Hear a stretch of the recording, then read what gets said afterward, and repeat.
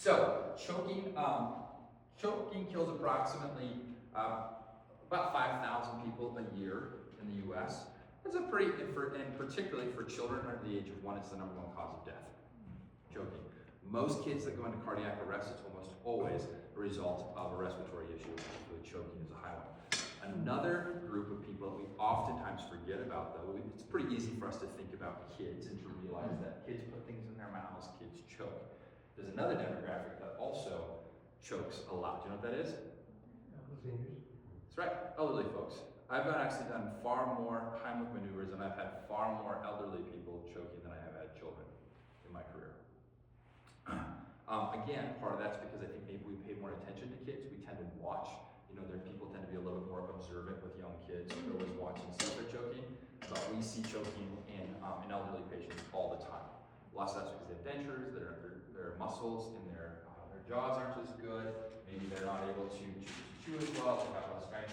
It's a very common thing. So, what are we going to do for choking?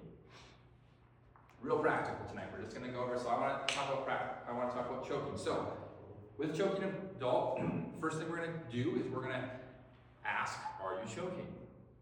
Okay. There's going to be some common signs for that. If they are coughing, we are not going to do anything but encourage them to continue to cough. Coughing is very, very effective. God has created us, our abdomens and our diaphragm to be able to produce a tremendous amount of force. So if they're coughing forcefully, we're going to want them to maybe bend over. We always want to use gravity to our advantage and encourage them to continue to cough. I'm not going to hit them. I'm not going to do anything. I don't want to dislodge. I don't want to lodge this any deeper. We're going to encourage them to cough. Once they can no longer cough, if they are not coughing and they are not able to speak, now I'm going to intervene. Okay, now I'm going to do something. So what I want to do is I'm going to need somebody here. Curtis, why don't you come here? Seriously. So on a choking adult patient, what I want to do is I want to come around here. I want to get behind them. Okay, I want to come behind them. Got exactly universal sign for choking.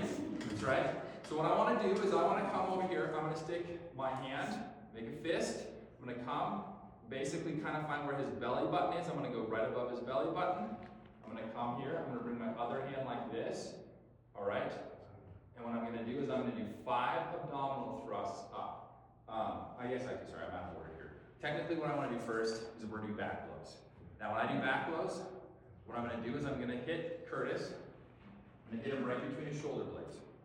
I like to bring my hand up like this, because I want to keep him close to me. I want to chase him across the room as I'm whacking, all right?